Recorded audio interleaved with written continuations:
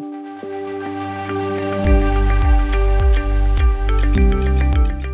only been teaching for a couple years, and I put a lot of time and energy into preparing for the courses and the lectures. So I always get to class 45 minutes early. I set up, and then I'm ready to go at 30 minutes. So when the students come in, I greet each one of them by their name, ask them how they're doing. I go out of my way to thank the students for being there and making them feel welcome. So I try to understand and work with them and build them up and get them to learn. We have a lot of students that have a lot of issues that certainly I never faced as an undergraduate student, and there's a lot of things outside of the students' control. I'm here to build them up as an instructor here at U of L, help them learn as much as they can, and then if a student's not doing well, I think, am I teaching like I should be, or are my assessments actually trying to capture what I want the students to know? So maybe it's a me issue, or maybe it's an immediate life circumstance that the student's going through. And so if you didn't do well on a midterm, that's not you, that's how you performed at a certain point of time. And the students are always reminding me and teaching me that their course grades are not necessarily a reflection of their ultimate potential and value in public health. I think as instructors, sometimes we think about ourselves as a barrier to the students. We're holding them at an arm's reach, but students feel that and they sense that. And I think if you just bill yourself as a servant leader, that will resonate with them. And if you just tell them you care and you show them you care, they will follow you anywhere in the course. And that makes a tremendous difference in teaching, I think.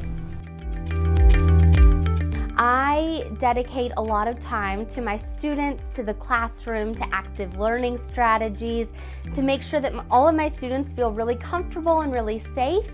I'm really passionate about student success. I'm really passionate about the content that I'm teaching. And I'm really passionate about them going out into the workforce and taking care of patients. U of L students are so bright, so smart, so intelligent, very hardworking. They're very diverse. They are just amazing to work with. They give it their all day in and day out, especially in nursing school. They're studying for so many different things. They're juggling so many different balls. They have to really figure their time management skills out. They have just mastered it. Starting at the beginning of the semester, I really try to really get to know my students. I have anywhere between 30 to 100 students in my classroom at a time. So it seems really overwhelming to try to get to know all of them on a one-to-one basis. But I start out the semester with a lot of different icebreakers during class orientation, during simulation orientation, really trying to get them comfortable with not only each other, but also me. And then I also just try to engage with them one-on-one as much as I frequently can to make sure that they are learning about my personal life. I'm learning about them as a student, as a whole person, not just a seat in the classroom. So what I've learned about U of L students as an educator is they are ferocious, they are fierce, they're persistent. For me, teaching online is about making sure that the students know there's a faculty presence there always.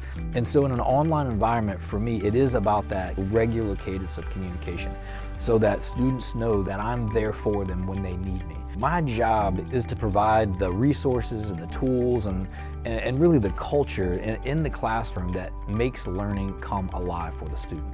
And I try to take that approach as a guide and as a mentor and as a facilitator and as an educator, but also as a listener. And sometimes I think our students really need faculty to just listen, to hear them. Belonging in the classroom is helping every student know that their voice matters, that their voice is empowered in a way that allows them to participate fully and to take risks in learning, to not always stay within the bounds or to always be safe, but to really stretch themselves so that they get the most out of the class. One of the strategies that I use in the classroom is something that I call appreciative teaching.